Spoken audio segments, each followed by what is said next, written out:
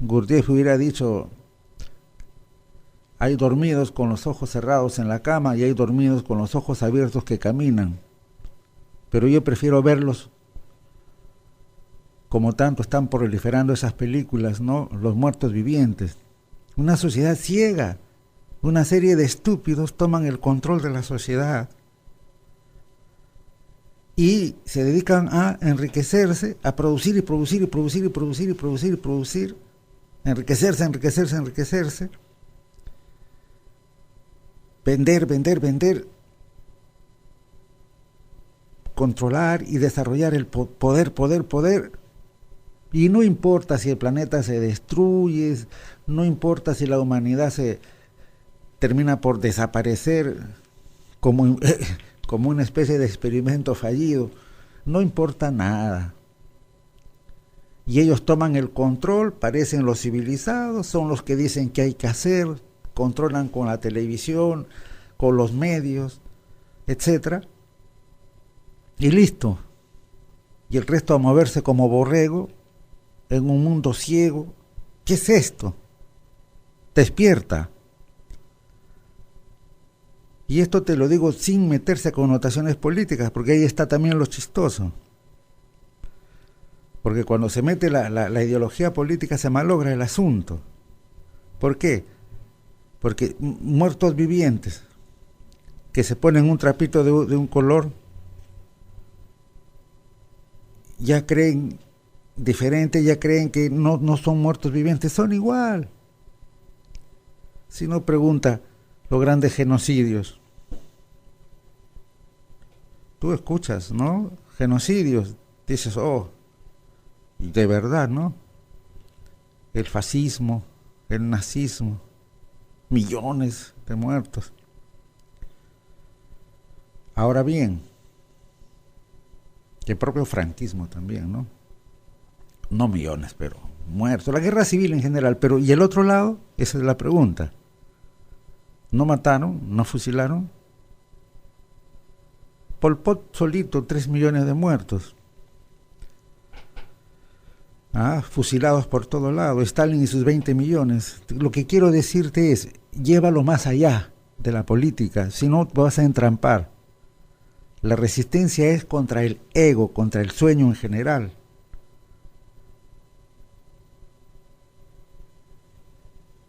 Tarde o temprano ese es el reto. Despierta, porque si no los dormidos van a destruir el planeta y la vida, por supuesto. A condición de que todo, de tener mucho dinero y poder. ¿Para qué? Para ser felices. Disque. Errado total, porque cuando destruyan todo nadie va a poder ser feliz. Y lo fundamental, la felicidad está en tu propio interior. No hay necesidad de destruir el planeta para ser felices.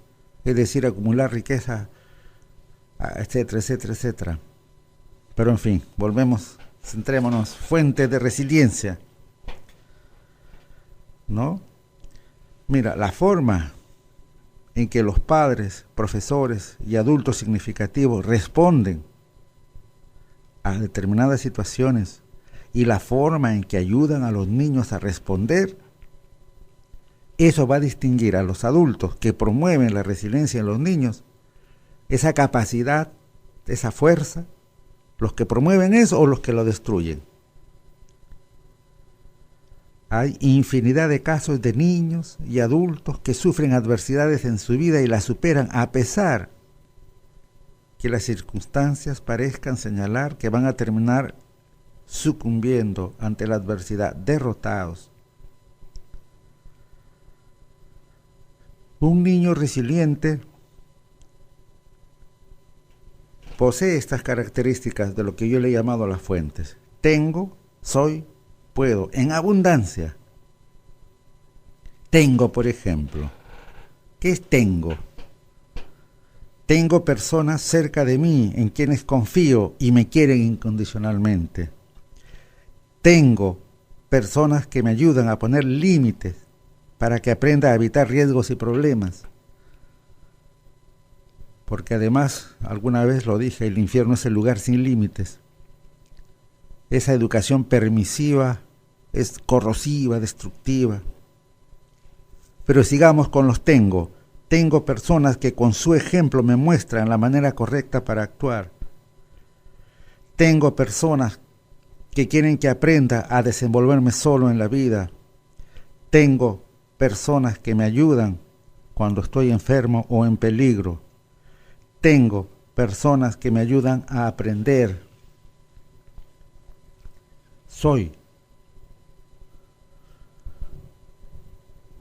un hijo de Dios con capacidad infinita, o soy la encarnación del amor de Dios, soy la esencia divina que mora en este cuerpo, soy una persona por la que otros sienten afecto,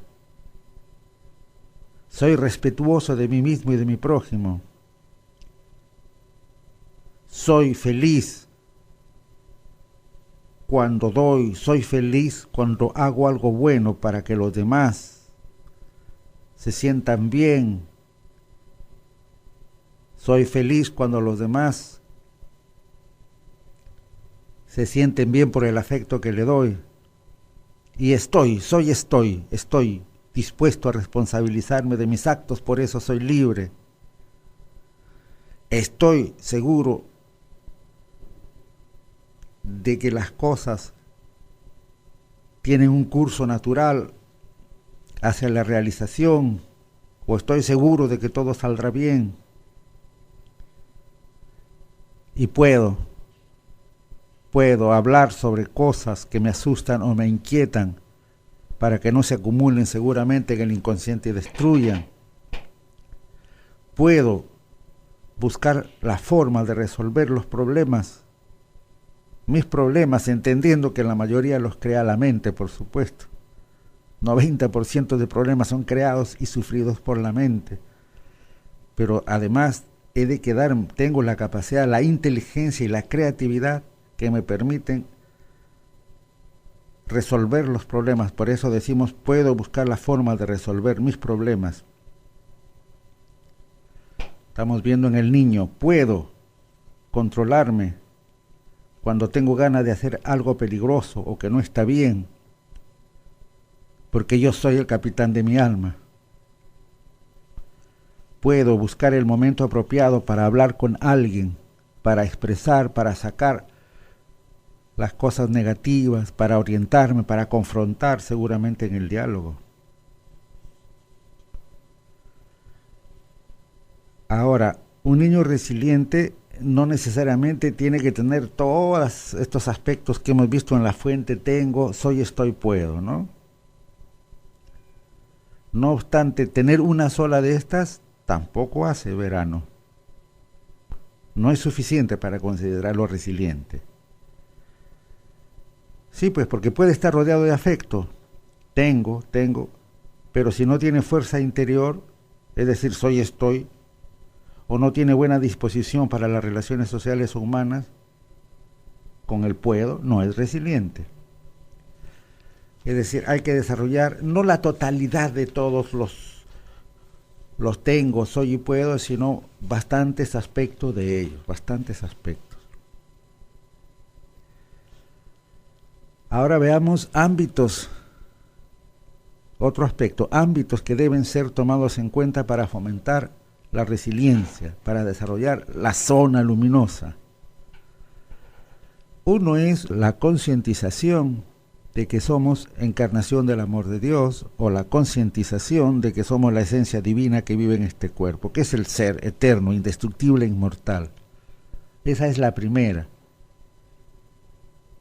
a la que hay que orientarse. Pero tal vez el niño obviamente no va a despertar la conciencia a todo esto, pero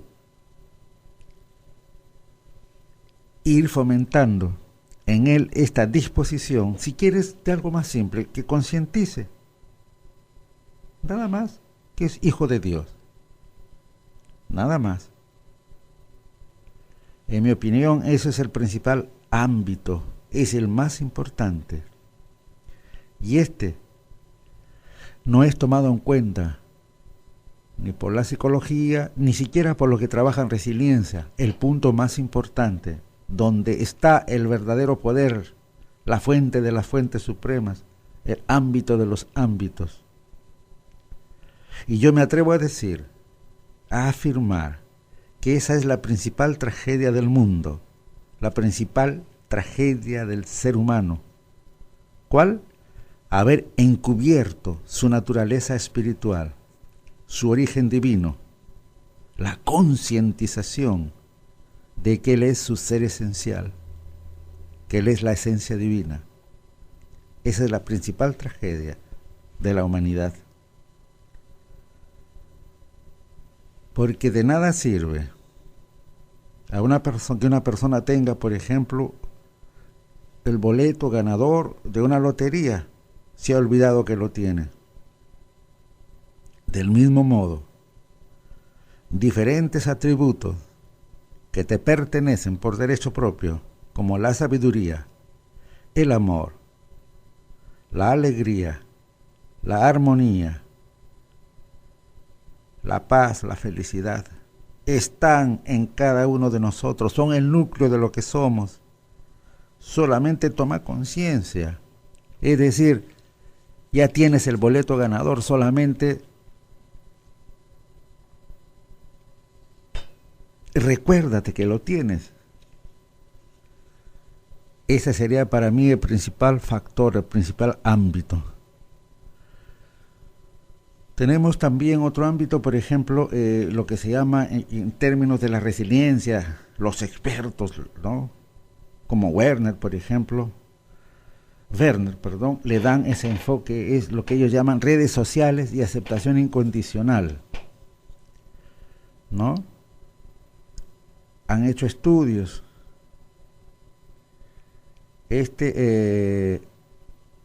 Werner hizo un estudio. Él hizo un seguimiento de niños, desde recién nacidos hasta 40 años en la isla de Kauai, y un muestreo de 700 niños nacidos en la pobreza, que pasaron penurias y fueron criados en familias disfuncionales, en medio de peleas, alcoholismo, ausencia de padres, uno u otro, enfermedades mentales.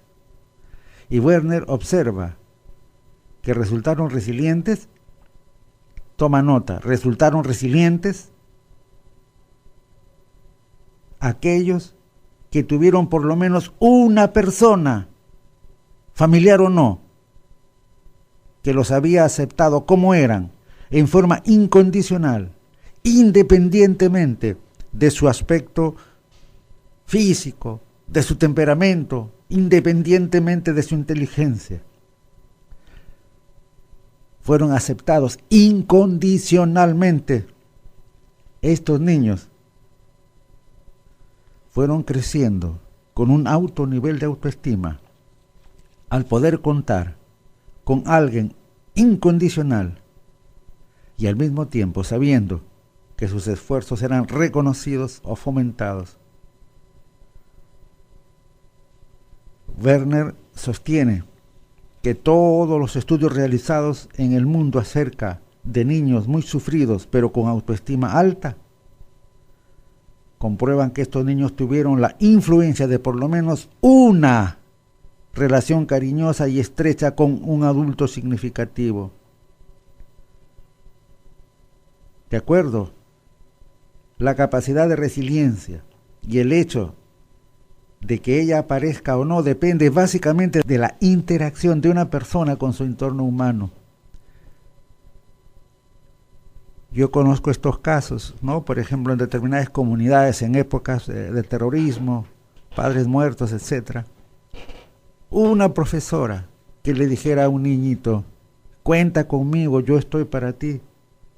Pase lo que pase, yo estoy para ti. Cuenta conmigo.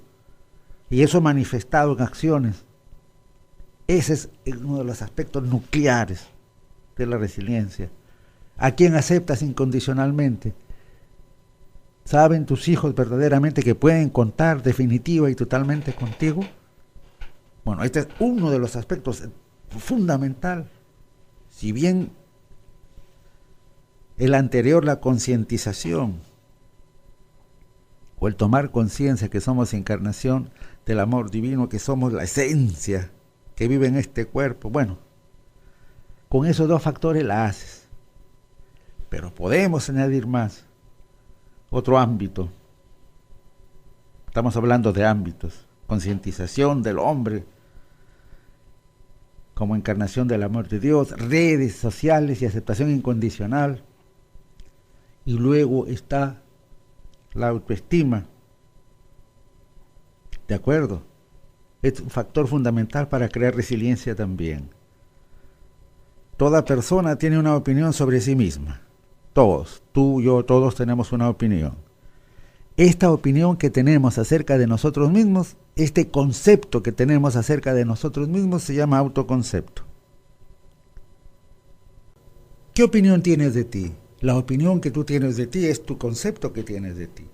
Si tienes un buen concepto de ti, te valoras. Si tienes un mal concepto de ti, no te valoras. ¿De acuerdo? Y si te valoras, te quieres.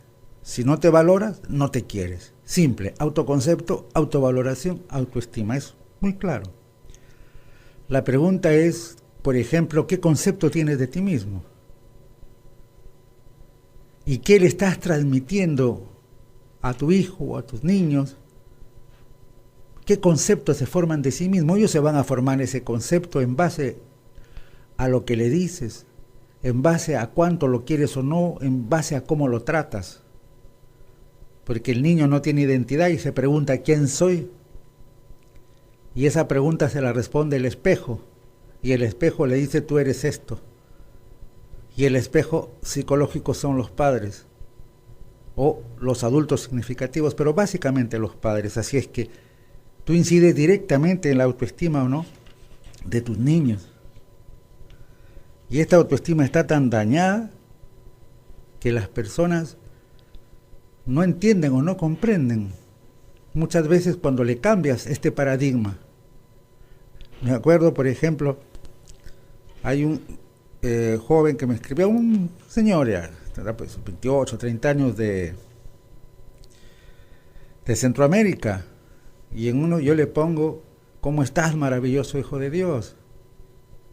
¿Cómo estás, encarnación del amor de Dios? Y ya no me escribió más.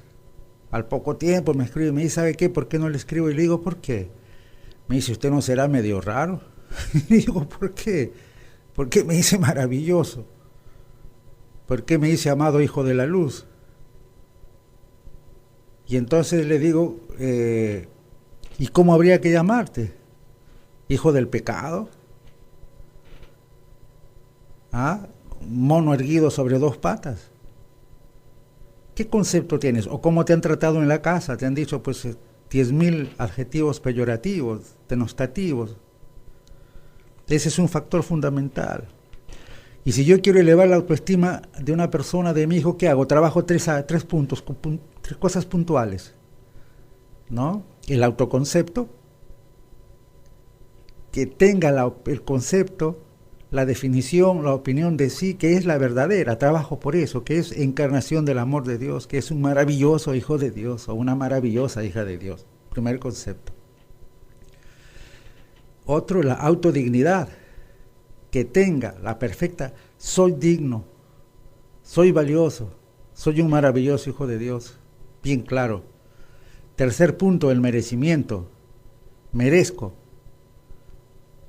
todas las cosas buenas de la vida, merezco ser amado, merezco ser feliz, merezco ser próspero y rico, merezco gozar de buena salud.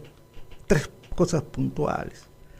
Y sabemos bien pues que los niños con elevada autoestima son independientes, creativos, autónomos, moral e intelectualmente, ¿no?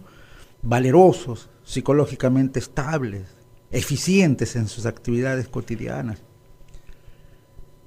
Y los que tienen baja autoestima, escasa confianza en sí mismos, si se expresan con dificultad, sudan para hablar, viven autocentrados en sus problemas. Esto atenta contra sus niveles de comunicación. Se sienten incapaces, ansiosos, faltos de valor, temen ser rechazados y viven acosados por las dudas acerca de su capacidad. Y ese factor es importante también, ¿no? El yo puedo, eso tiene que ver con la capacidad. Que tomen conciencia de sus capacidades, de sus consecuencias, de sus competencias. Hay muchas cosas que puede hacer la familia en la promoción de la autoestima del niño, por supuesto. Que se sienta un miembro importante de la familia, que perciba una comunicación fluida, profunda, necesidad de estar orgulloso de su familia para sentirse seguro, que se le respete, que se atiendan sus pequeños problemas, ver y reconocer lo positivo en ellos y utilizar el elogio para educar, es decir, educar significa sacar todo lo bueno de él, y yo lo saco lo bueno cuando lo reconozco, y una forma de reconocer es elogiar. Por eso algunos cuando se le elogia se sienten mal, se sienten incómodos, porque están acostumbrados a la crítica.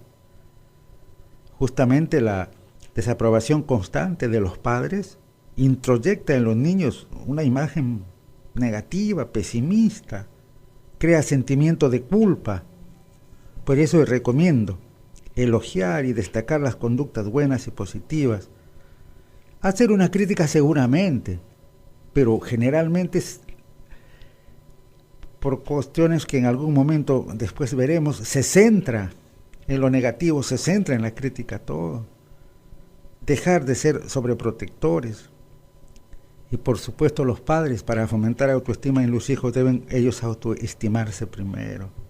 Padres con elevada autoestima, generalmente es igual hijos con elevada autoestima, generalmente. En fin, no ridiculizarlo ni avergonzarlo, demostrarle afecto con palabras y gestos oportunos, promover reuniones familiares en las que se converse abiertamente, se discutan los temas y problemas familiares. No es eso de que los niños no tienen que... O sea, los niños no pueden opinar cuando hay un problema, pero sí están en su cuarto absorbiéndoselo todititos y sufriendo, sudando en las noches. ¿Qué tontería es esa? En fin, esas serían algunas formas. Veamos otro ámbito. Tiene que darse un ambiente afectivo. Es base. Somos una unidad, una totalidad. Pensamiento, sentimiento, cuerpo y el núcleo de lo que somos, que es la espiritualidad. ¿De acuerdo? Entonces hay que propiciar un ambiente afectivo, porque en esencia venimos del amor, vamos hacia él, nadamos en el infinito océano del amor, venimos del amor de nuestros padres, del amor de Dios, y volvemos hacia el uno santo. ¿Qué es el amor? El amor es la energía que une las cosas, que religa, que todo vuelve al uno. Y como venimos del amor y vamos hacia el amor, como comprenderás, el ambiente afectivo, el afecto es fundamental, pero hay poca costumbre del afecto. En algún momento alguien me preguntó, me dice, ¿y usted por qué es tan tierno? ¿O por qué emplea mucha ternura? ¿O por qué se expresa? Pero es lo natural. Es una cualidad femenina la ternura, por si acaso. Justamente el problema de la humanidad es el que se ha perdido el equilibrio. Como el que controla la civilización es el hombre, porque en el hombre el ego es más fuerte, de ahí todo el desarrollo de una cultura machista. Se necesitan cualidades femeninas para equilibrar. Una de ellas es, por ejemplo, la ternura. Un mundo muy feo, un mundo muy corriente, muy vulgar, muy agresivo. Hay que trabajar, como en el Zen diríamos, la recta línea curva. La línea recta es masculina, la curva es femenina, combinemos. En fin, lo que digo es, nacemos del amor, estamos en el amor y vamos hacia el amor. Por lo tanto, desarrollar un ambiente afectivo es fundamental. Emoción, además, hay que expresar las emociones, porque emoción literalmente, etimológicamente, significa movimiento hacia afuera. es fundamental. Un crecimiento armónico, equilibrado, donde la dimensión afectiva ocupe el lugar que le corresponde.